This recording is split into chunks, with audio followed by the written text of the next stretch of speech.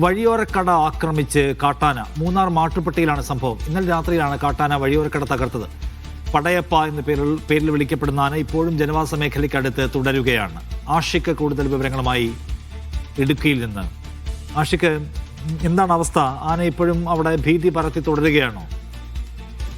മൂന്നാറിലെ കുപ്രസിദ്ധി അല്ലെങ്കിൽ സുപ്രസിദ്ധി എന്ന് പറയാം. വളരെ ജനകീയനായിരുന്ന ഒരാനയാണ് പടയപ്പ. ആന ഇപ്പോൾ മതപ്പാടിലാണ്. കഴിഞ്ഞ ഏതാനും ദിവസങ്ങളായി ആ മേഖലയിൽ ചെറിയ പ്രശ്നങ്ങൾ ഉണ്ടാക്കുന്നുണ്ട്. ഇന്നലെ രാത്രിയാണ് മുതൽ മാട്ടുപ്പെട്ടിയിലെ വഴിയോര കടകൾ ആക്രമിച്ച് തകർത്ത് അതിനുള്ളിലെ ഭക്ഷണ സാധനങ്ങൾ എടുത്ത് കഴിക്കുകയും ചെയ്തു. RRP നിരീക്ഷണത്തിലാണ് മതപ്പാടിലായതിനാൽ തന്നെയും ആനയുള്ളത്. നിലവിൽ ജനവാസ മേഖലയുടെ പരിസരങ്ങളിൽ തുടരുകയാണ്. പടയപ്പയുടെ പ്രത്യേകത തന്നെയും ജനവാസ മേഖലയിൽ ജനങ്ങളോട് ഇടപഴകി കഴിഞ്ഞു പോകുന്നു എന്നുള്ളതാണ്. ഈ കഴിഞ്ഞ കുറച്ചു കാലമായി അക്രമാസക്തനായ സ്വഭാവം പടയപ്പ കാണിക്കുന്നുണ്ട്. അതിനിടയിൽ മുൻപ് അരിക്കൊമ്പനെ പിടിച്ചു മാറ്റിയതുപോലെ തന്നെ പടയപ്പയെ ആ മേഖലയിൽ നിന്ന് നീക്കം ചെയ്യണമെന്ന ആവശ്യവും ഉയരുന്നുണ്ട്. വലിയ തോതിലുള്ള പ്രശ്നങ്ങൾ ഉണ്ടായാൽ അത്തരം കാര്യങ്ങൾ ആലോചിക്കേണ്ടി വരുമെന്നും ഇപ്പോൾ വനം വകുപ്പ് അറിയിക്കുന്നുണ്ട്. ഏതായാലും നിലവിൽ ജനവാസ മേഖലയിലാണ് പടയപ്പ ഉള്ളത്. എന്നാൽ RRP സംഘം നിരന്തരമായ നിരീക്ഷണം ആനയുടെ മേൽ ഏർപ്പെടുത്തിയിട്ടുണ്ട്. നിഷാദ്.